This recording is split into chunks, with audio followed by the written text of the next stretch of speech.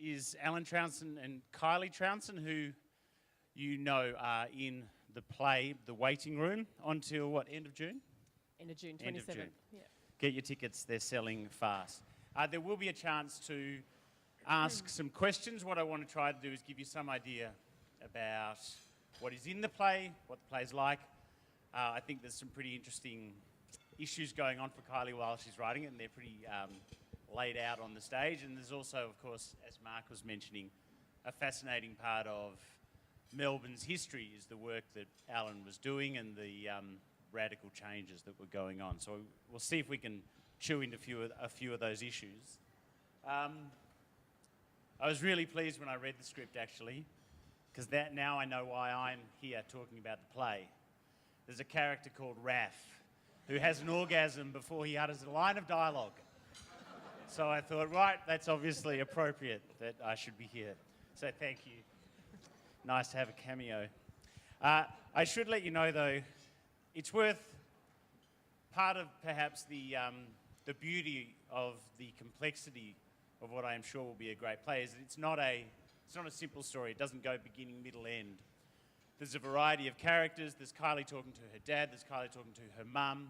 There is an infertile couple, I guess, in two different time periods, sort of now and back then, when Alan is doing his work.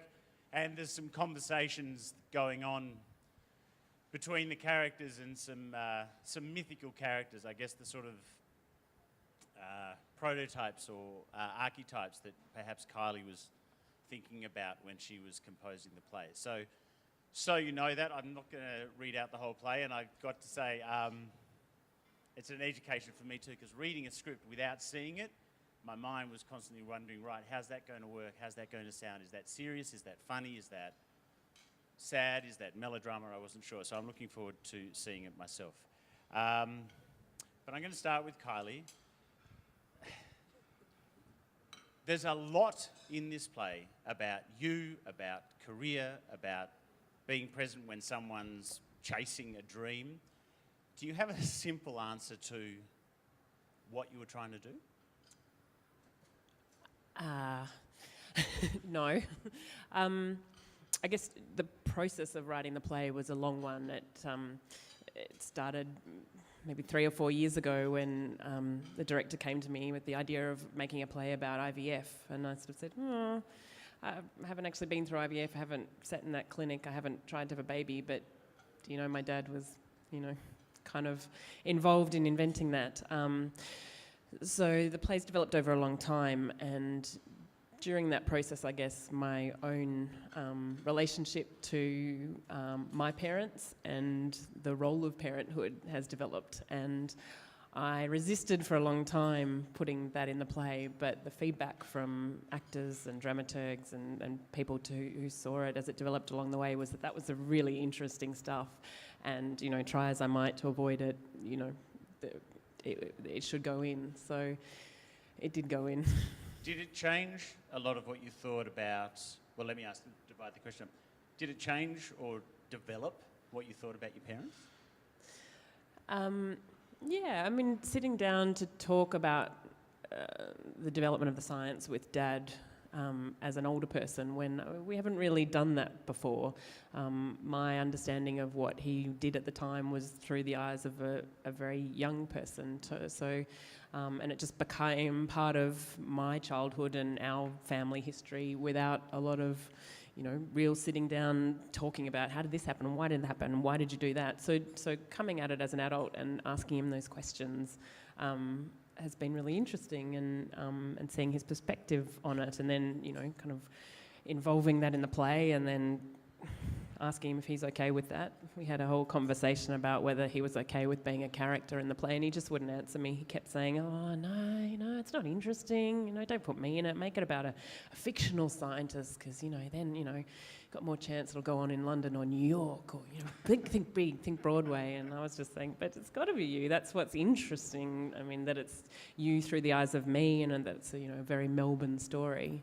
But yeah, my perspective on what Dad did, the work he did, and how and why he did it has really changed, especially since going through the process of becoming a parent myself. I had a bit of a light bulb moment a couple of months into having a new baby last year, where I just went, you idiot, but I get it now. This thing that I have here, this extraordinary new person who's in the world now, is what Dad was doing all those nights in the lab. He was making people and making families, and I just had a whole new understanding and respect for that.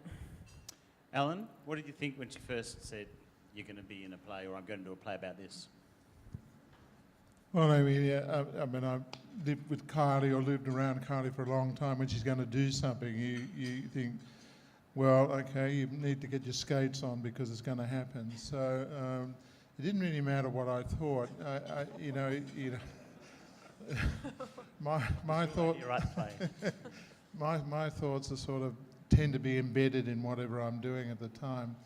But I thought it was a pretty interesting time for Melbourne, for Australia, for the world, to have a technology like this sort of evolve out of Melbourne rather than out of New York or London or somewhere else. And so, I thought she could actually make something of it. I don't think I cared really whether I was part of it, but I think it was a moment that I enjoyed as a scientist because there was a lot of other people supporting me and around me.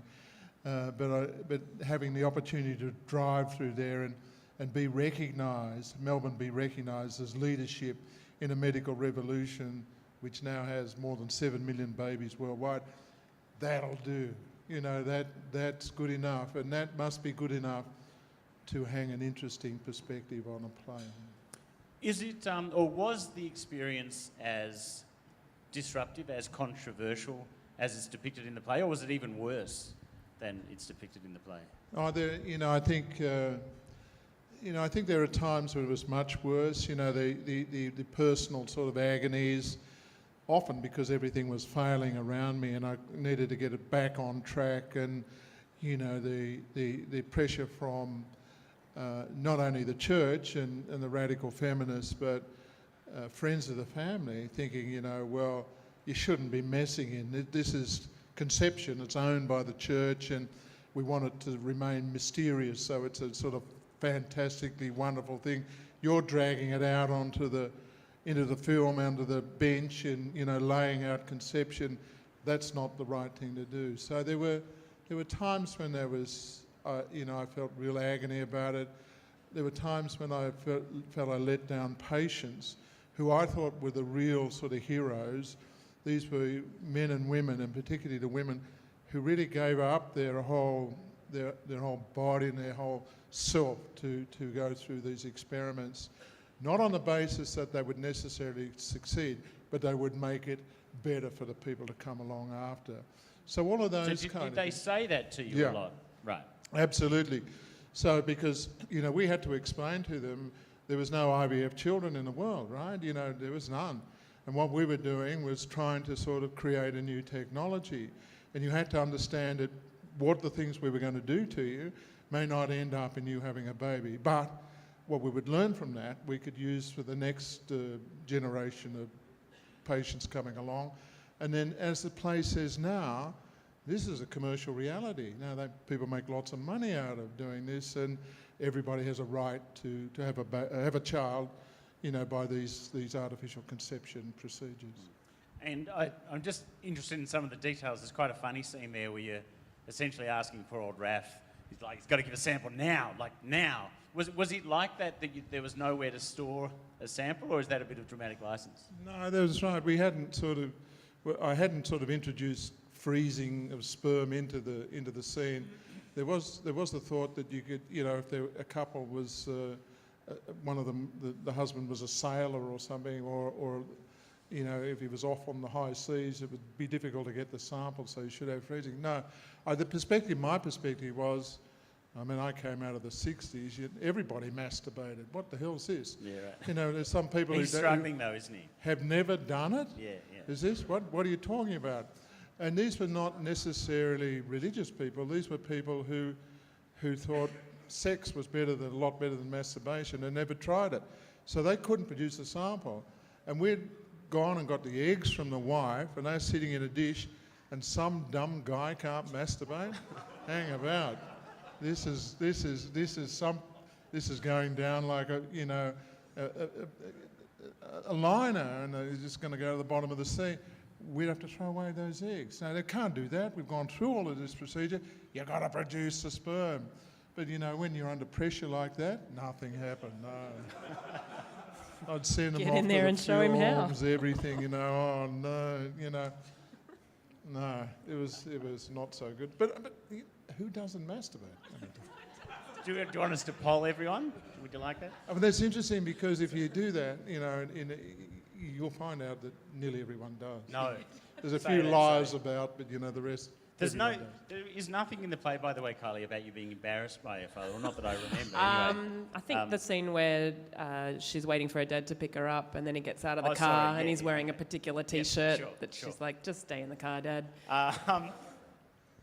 How like your experience is the play? Like, what do you really remember, and how much is a construction? I mean, there are present-day conversations with your parents, but how much of what you felt and thought as a child do you think is in the play? I think there's a fair bit. I mean, there's a scene where there's, kids in the playground hassling me and telling me my dad's a baby murderer, and He eats them with spaghetti he bolognese. eats them in spaghetti bolognese, he chops them up, he freezes them in a lab, maybe he chopped up Azaria Chamberlain, that kind of stuff. That's, just a gag.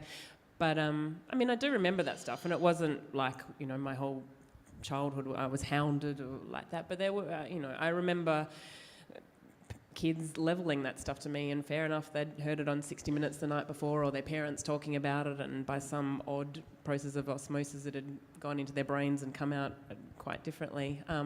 So a lot of that stuff is real, and I remember a lot of time on weekends with Dad in the lab, and being quite familiar with all the stuff that he was doing, the big microscopes and the dry ice and all this kind of kooky stuff, and I'd just be sitting on the lab bench drawing pictures and that sort of thing. So yeah, it is pretty real, and it kind of amazed me that people found that interesting, because that's just what I remember of my childhood, and you kind of normalise what you grow up with. And I think there's a line that absent-mindedness is the cost of genius. And we could have a great session on absent-minded people. But I'm interested in, is that something that sounds to me like the sort of line that is said at the kitchen table, that is kind of one of the, well, that's how you explain our everyday life with Dad. Does that very much come out of your childhood, or is that something you got to in the process of writing the play? No, that's, the character of Alan is ripe for for theatre, he's a vague genius. Not all the time, but I remember Dad, when I was younger, would often fall asleep at the dinner table because he'd been up half the night in the lab, or because he travelled so much. He spent a lot of time. He took this science that we were so far ahead in and pioneering here, and took it overseas quite selflessly, and showed other countries how to do it. So yeah, he was a man on a mission, and it was an amazing mission. But it meant my memories of him at home were, sometimes him asleep in the beanbag, and sometimes him taking me to the lab to look at the mice. I'm interested in what's going on for the people privately when they're speaking publicly. In my job as a journalist, I used to call Alan all the time because there was always some IVF or stem cell controversy. Someone else who we also used to call all the time is Nicholas Tonti Filippini, who died, I think you told me, at the end of last year. And there's a great line,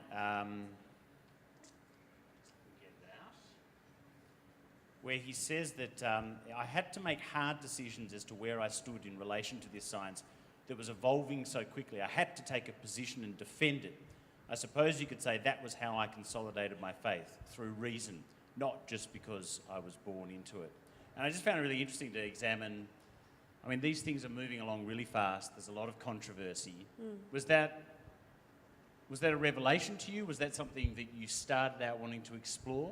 No, I found that fascinating when I went and spent some time with Nick Tonti Filippini, and he talked me through that stuff. And he was very young when all this science was being developed. He was in his early 20s, and so for him to explain to me that no, they were all doing it on the hop. You know, the scientists were kind of pushing ahead, and then, you know, the church were trying to consolidate their position, and the feminists were coming in, and the right to lifers, and, you know, all sorts of different people, but everyone was doing ethics on the hop, and that was quite different to what I thought it would be, but they had to kind of get to grips with what the new technology was and process it in accordance with their ideology. And he was really open with me in talking me through how he became who he was. And, you know, he said to me, as an aside, you know, IVF made my career. I owe my career to your dad. You know, he did this work, and I was, you know... It made him dial-a-quote ethicist. Yeah, pretty much. So, and I was really struck by, you know, his great respect for Dad, because growing up, I remember, you know, if I heard Nick Tontafilippini's name on the radio or whatever, it was kind of all tense, and everyone got a bit like, what's going to say? And so to meet him in his office, and for him to spend, you know, a lot of time with me, being, you know, really honest and open, and giving me advice on the best time to conceive, and you know, it was interesting. So, Alan, what was your if you're having these public discussions while developing the science, what did you fall back on? Like, how did you know what was ethical, what wasn't? Well, you know, I was surrounded by a group of people. Carl Wood, for example, who was the leader of the team, and he had a very strong desire to help couples, and particularly women, to have children, and he was a driving force. So you know, I picked up this from him, that it was really important. So when I started to meet the couples, I became very sympathetic to their needs. There are people like John Leeton who were really trying to forge these kinds of things. They'd worked their way through ethics committees. Peter Singer is another person, a philosopher who I think really helped to set the background for us on the ethics of human embryos and experiments. Were you speaking to him, or you? Oh yeah, a lot. So Peter was at Monash University. He's at Princeton now, but he was a great philosopher and somebody who I really enjoyed discussing things with, as most of the team did.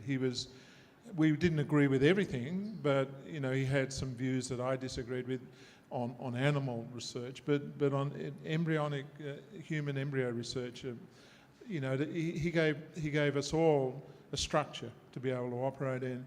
And then finally, when I was in Italy, when I was working in Napoli, I went to see the Vatican University philosophers, and they basically told me, and I think this is more kind of imbued in Italian social structure, that the priests are at the table, they're in the family, that if you were doing things to help people have children, such an important component of their life, that was totally justifiable. You had to just be certain that to speak out and not do things which were in fact amoral or really not in the interests of the community.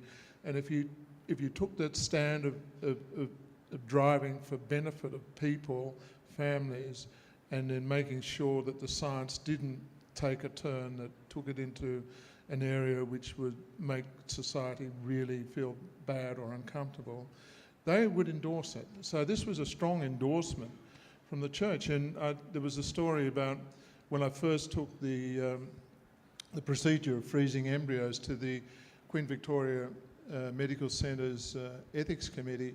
There were two priests on that ethics committee. One was a Catholic, Jesuit Catholic priest, and one was an Anglican priest. And I expected both of them to be very negative about me freezing embryos. They were very, very positive. They didn't want me to discard the embryos. They didn't want us to put lots of embryos in the patients. They strongly endorsed the freezing, and I carried that ethics committee on the basis of those two, you know, the argument that they put, which were really forceful arguments for those two priests. And if you think about that now, it's a really interesting story about how ethics and morality evolve, and what's important under certain circumstances and what is not. And the ethics, I'm assuming too, the lines in the play that talks about the sheer expense of of getting IVF now, and some people are just obviously making truckloads of money out of it. That's interesting as well, because you're not too impressed by that, are you? No, no, not really. But gynecologists now are probably the richest professional people in the community, right? So we've had something to do with, helping them be there. But I'm more concerned about making sure the whole community, not only in Australia but worldwide, can get access to this technology. So when I was at WHO, the women of Africa and Asia came to say, we want it, we want to be able to have our own children. And I thought they produced a cognate argument for that. And so my partner Karen Hammerberg and I and others have been trying to put low-cost IVF clinics in these developing countries, much to the criticism of the general press, I must admit. Can I ask you as well, I want to get into the guts of the play in a moment with Kylie, but what is it like having your daughter write a play about you, and then you haven't seen the actor portraying you on stage, but that's a little sort of Alice in Wonderland, isn't it? No, it's a bit strange, yes. No, but Kylie is a very creative person, and has always had a very strong view, right? She was writing letters when the vice chancellors of the university were damning me and putting me on the carpet saying, you're putting the university at risk. Kylie was still out there writing letters in support of me, and so she had a very strong personal commitment to what was, in her view, right and wrong. So she was probably it's quite a personal play. I mean, yeah. You must have a little bit of fear. No, but so I actually kind of know where she's at. So I would have thought that she would write something that was creative, not necessarily exactly true, because I don't think that has to be, but something the community can connect with. And if it was me writing it, it would be dumb. It would be sort of so boring. So many experiments that didn't work. It would be, no one would come and listen to a play like that. But the way she's put it, I think, is really interesting. What I do is say, look, that's not me. I'm interested in looking at the play where I kind of recognise these characters, but I don't see them as me. Kylie, how much is it about the cost of pursuing a dream or an ambition? That's certainly part of the play, and there's cost for all sorts of people in the play. There's cost for people who go through it now and go through cycle after cycle, and the economic cost and the emotional cost and the cost of their relationships, and maybe they get a baby, maybe they don't. IVF isn't hugely successful over a certain age, so we're kind of sold this slightly dodgy insurance policy, as a backup plan or a safety net. And if you're over 40, as a woman, the odds aren't great. So there's that sort of cost. There's the cost of being consumed by work and having to be at the lab, 20 hours a day, which is what Dad was doing in the early days, and the sacrifice for his own family and marriage and that sort of thing. It's something I've started to be exposed to as well as a new parent, and having to produce a new perfect draft for the MTC in the first year of having a child. It's hard, and you feel guilty, and you're not there with the child, but you've got a compulsion to work on this thing which has got a life of its own, and you're part of a bigger family of theatre collaborators who, you're all working together in the same way that the scientists were, became their own family in itself. So there became clear that there were sort of real parallels between, what Dad was doing and what I'm trying to do as well, and also what people are trying to do in create their own biological child. And that became apparent early on in writing it, and I think that's what becomes most interesting in the play is, the point of writing it when I realised it's actually not about IVF really, and it's not really about my family or my dad and I. It's about what we do in the face of knowing that we're not always going to be here, and what we're driven to do, whether we're driven to produce offspring of our own, or we're driven to make people's lives better through these scientific breakthroughs, or we're driven to create a piece of art or theatre that hopefully touches people and reflects back to them and talks to them, and it's all the same thing, I think. And that's when the play began to sing for me, and I was like, yes, it's not a bioplay, and it's it's not a domestic drama about people going through IVF. It's actually about a whole lot of other stuff that's bigger than us, but I think that we can all relate to and want to hear about and talk about. This would be a silly question most of the time, but does it actually feel like you were destined to write this play? I mean, the idea that someone would approach you to write about IVF and that you get to that point that you were just speaking about so passionately, you must lie there in the middle of the night sometimes and go, I mean, something getting you onto this path? Yeah, well, I'm not religious, but there's some weird synchronicity going on with this play, and when the MTC first programmed a reading of this play on the 20th of February 2014, I said to Brett and Chris, my baby's due that day. And they said, don't worry, babies don't come on time. And we had a week of rehearsal leading up to the 20th of February, and the day before we had the reading, Chris Mead had asked me to cut 30 minutes out of the play. It was a big endeavour, and my body, I think, had some sense of relief. And so the day of the reading, I was in labour in the hospital, texting in saying, please don't cut that scene, it's really important to me, I'll be furious if that scene goes. They cut it. But my baby was born that day, and so my dad and my mum, who were characters in the play, came to see me and Nick Mackenzie and Casper Mackenzie in the hospital, and then went straight there to see a reading about their lives, about people making babies and conceiving babies and trying to conceive babies. And there was something weird going on in the room that night. I don't know, I wasn't there, but I think it gave it an added level of buzz. And, had they let me, I would have gone. But we've been talking about the IVF stuff, I think, in a way where we say, sort of the controversy's over. There are still issues around a lot of the things that your dad does.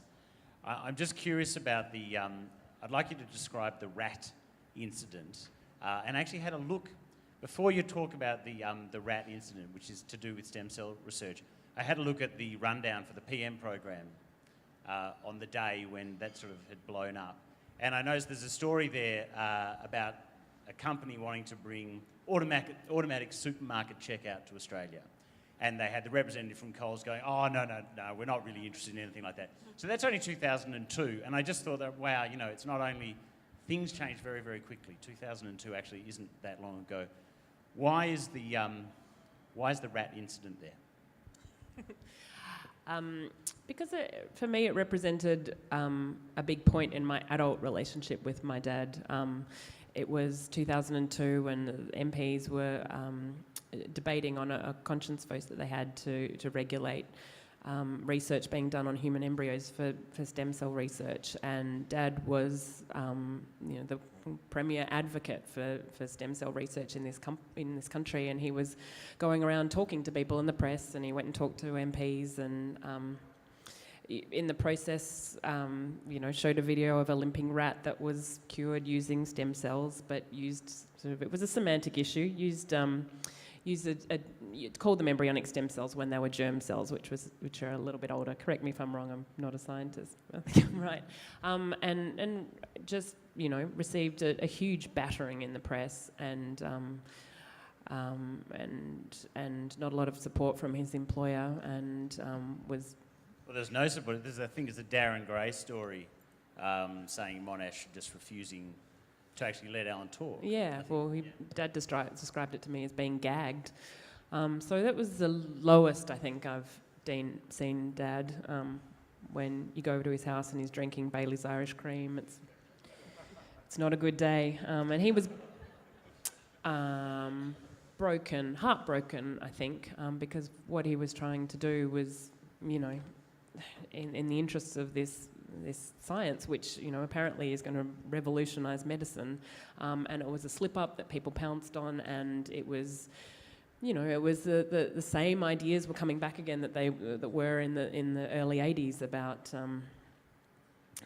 what is an embryo and what is human life, and people like Tony Abbott who were saying that this is all Frankenscience, and working on embryos or discarding them is akin to giving them a lethal injection. And I think, God, we're back to that time. We're back to the early 80s. But anyway, to me, it was an important turning point in Dad's career, because he was down at rock bottom, but within a few years he'd taken an amazing job over in California to head up stem cells over there with $3 billion, money we can't even imagine in research over here. So it was kind of the rock bottom,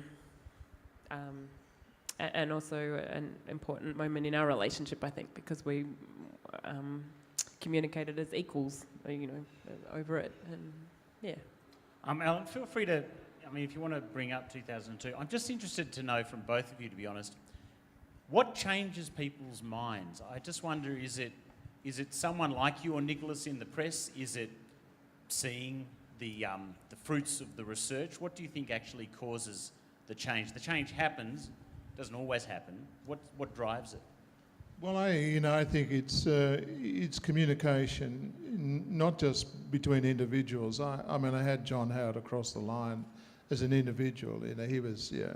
He was right behind the whole thing, and it was Senator Boswell and his guys playing some, creepy game about, what these cells were actually called when they already called them in their own report the same thing. It's sort of silly stuff, really, in a way. But the consequences, as Kylie said, were quite dramatic. But I think you've got to have the conversation. I think you've got to talk to the people.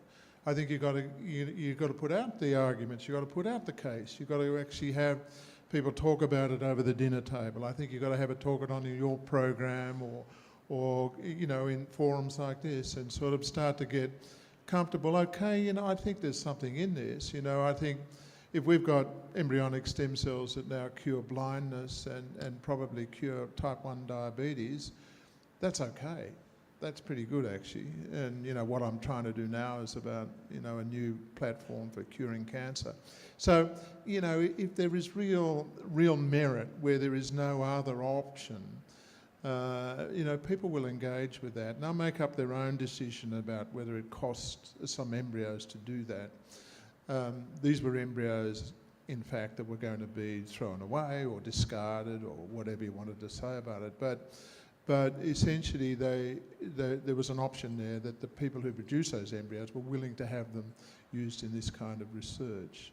So I think you have to have that conversation, and it's really important. I think it's important now to talk to everybody about the need to make science something very important, that we send politicians to the polls saying we want to back medical research and make that an important component of Australia's, way of life. And that's the only way to do it. Convincing a minister here and a person there doesn't do it.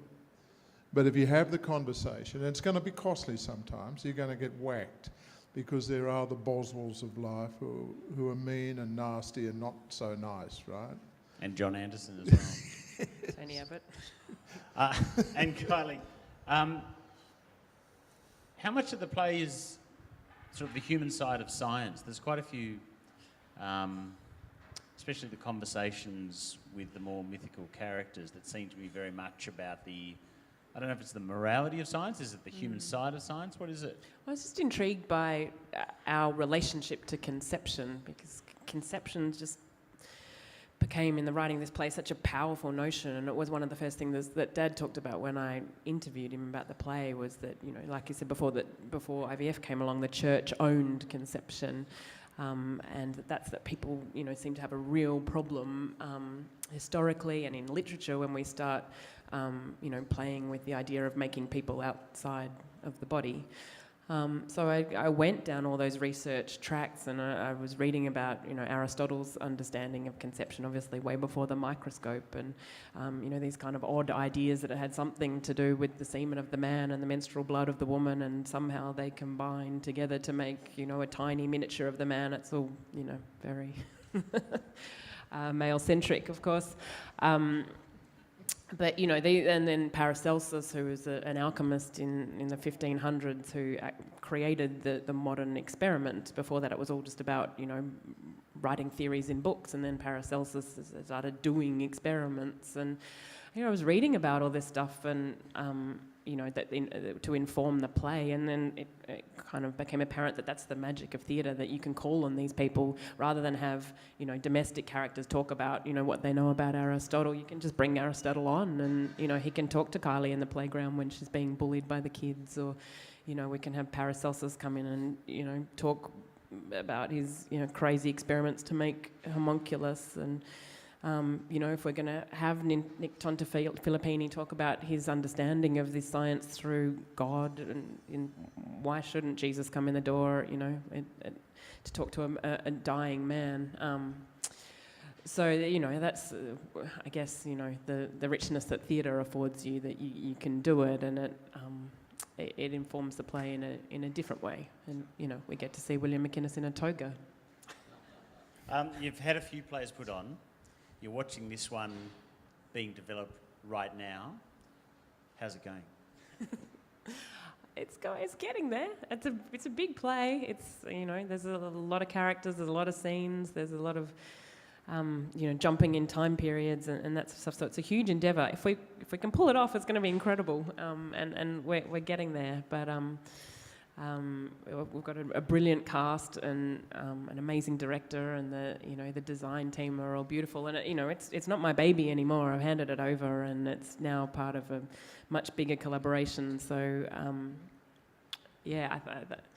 I think it'll be quite amazing. And that's the interesting thing about theatre, is that I'll go along on opening night, and it won't necessarily be what I imagined in my head, because all these other people have had input into it. So it'll be something different, but, you know, infinitely better, I would argue, for having all those incredible brains on it, and this guy too, you know. Okay, well, look, having read it, I'm looking forward to seeing it very much as well. There's so many things I want to see how it turns out. I'd like to invite you all to put any question that you'd like. What I might do, actually, we've got 3 microphones, so I might hand mine over, and then either of them can answer your questions. Anybody got a question? No, you're right. Keep that on.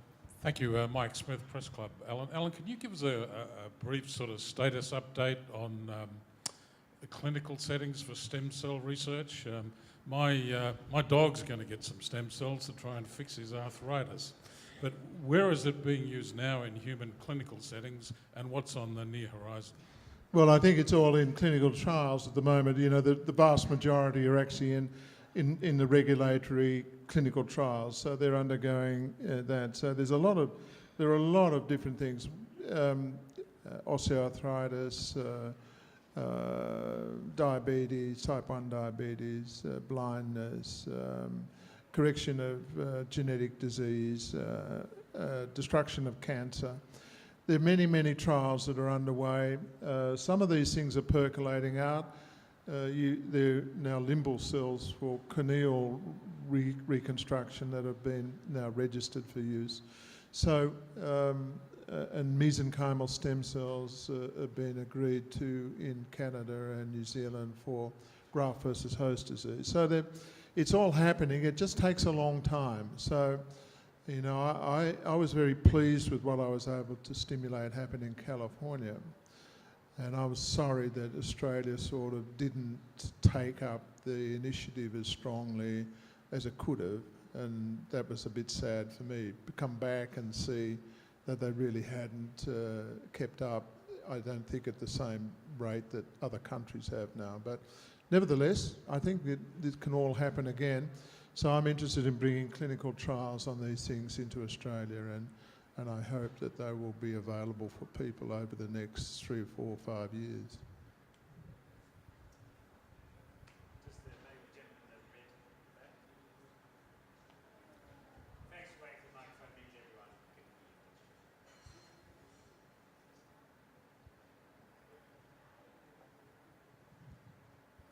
It's been a fascinating discussion, and thank you for holding it.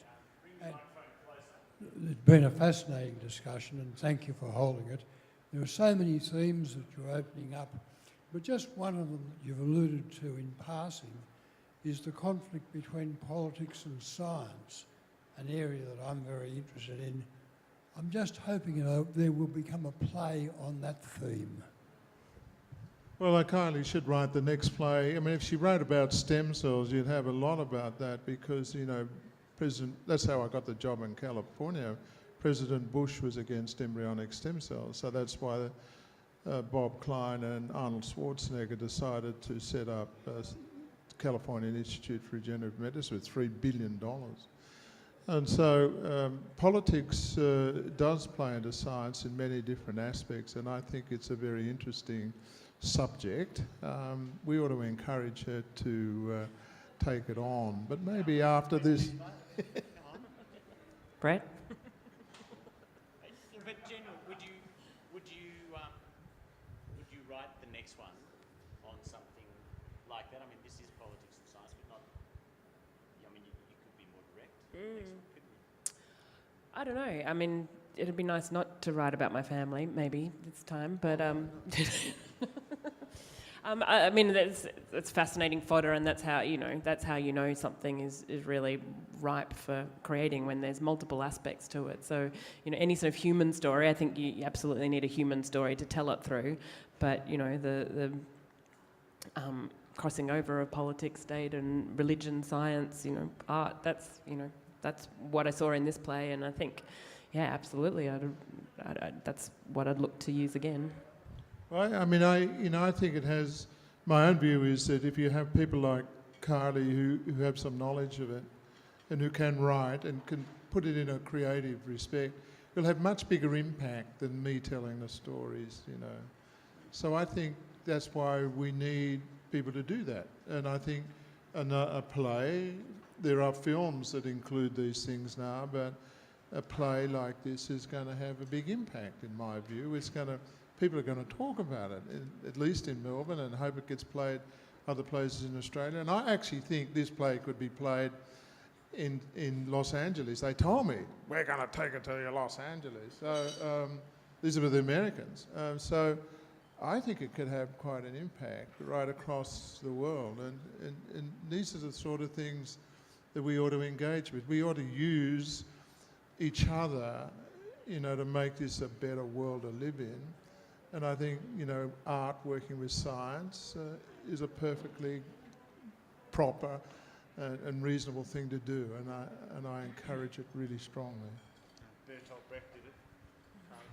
Yes, one of those in school. Yeah, go for it. How did you become interested in science, and what made you want to do stem cell research as a career?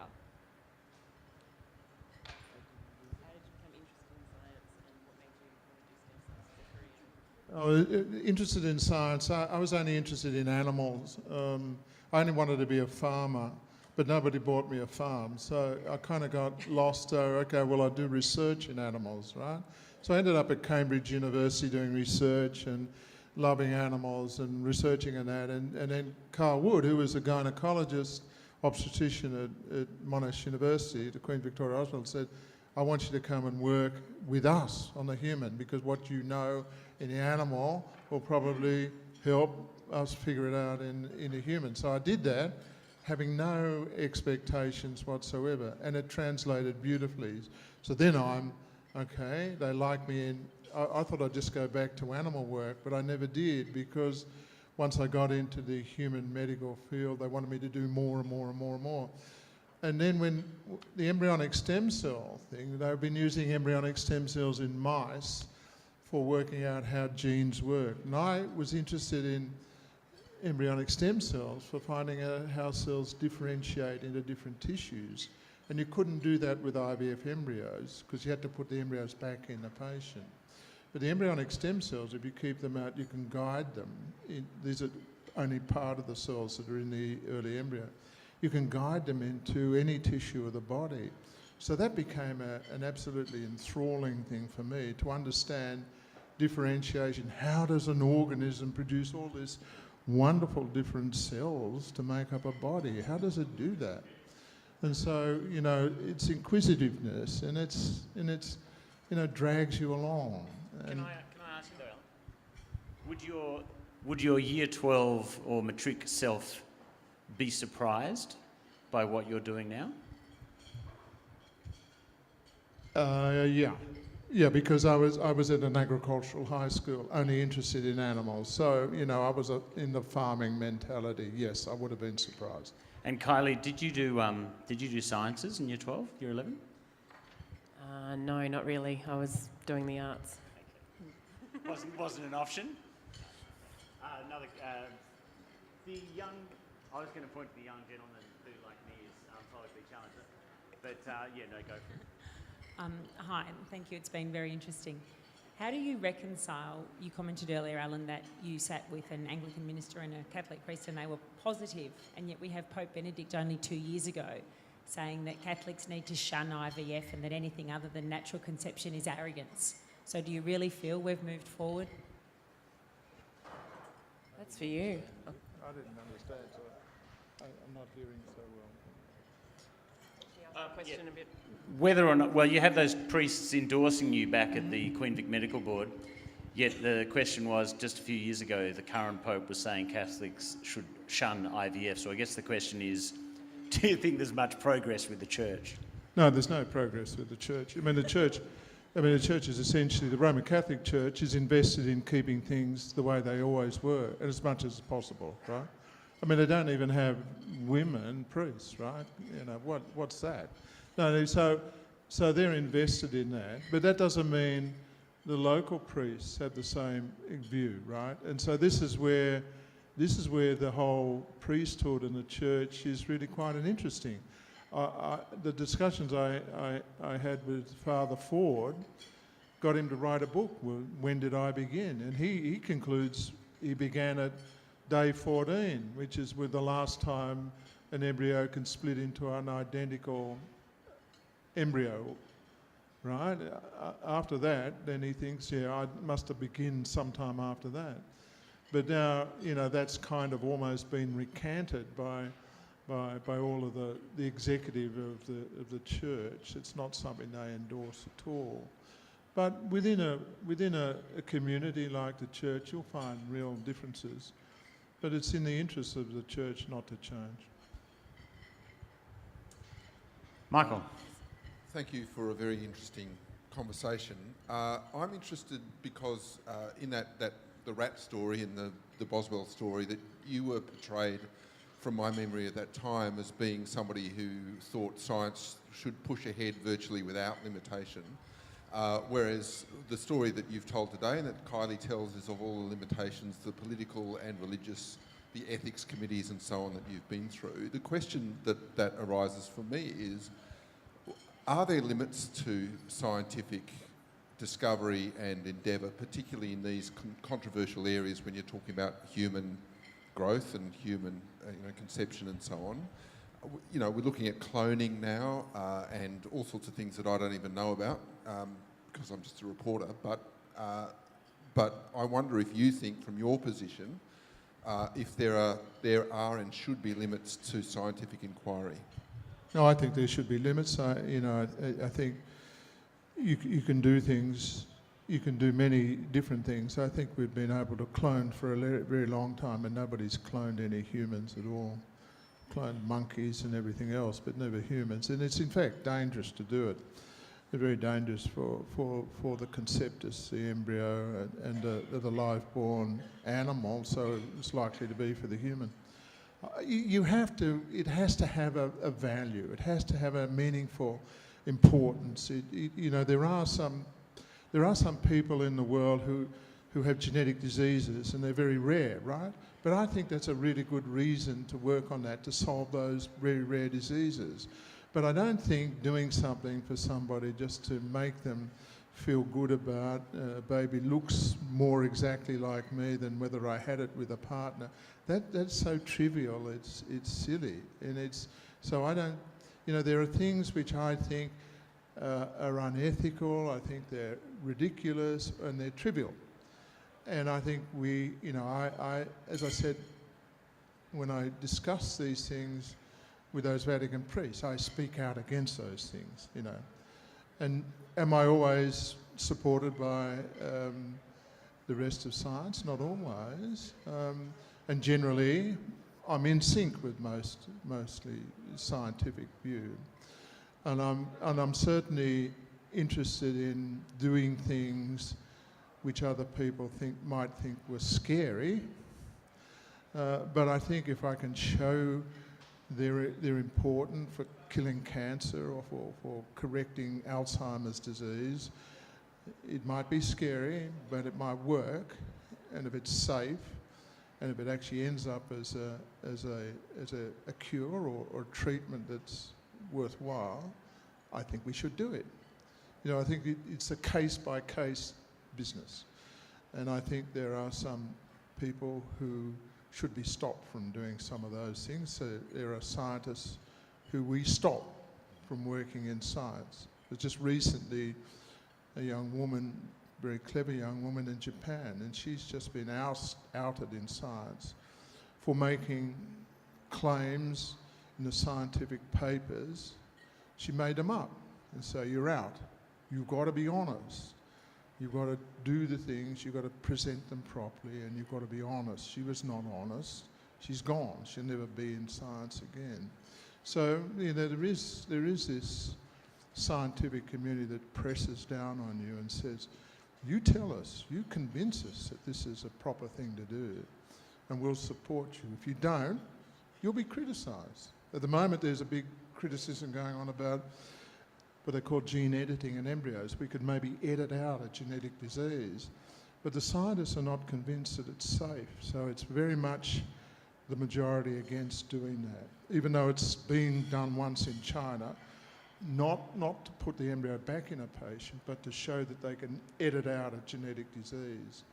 But there were some errors in those embryos, and that brings a big concern to us. And so we've said, don't do it, demonstrate it's absolutely safe, and otherwise don't do it. That was a very interesting talk, and I'm really looking forward to seeing the play. This is a much more prosaic question. Why is the cost so high?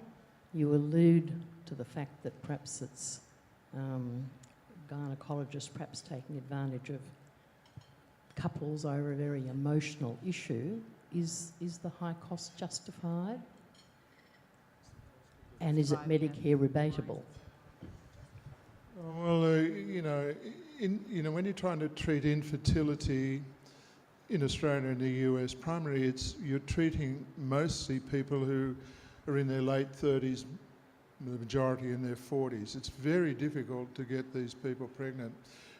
Basically, if you come to IVF in your 20s and early 30s, it's easily done.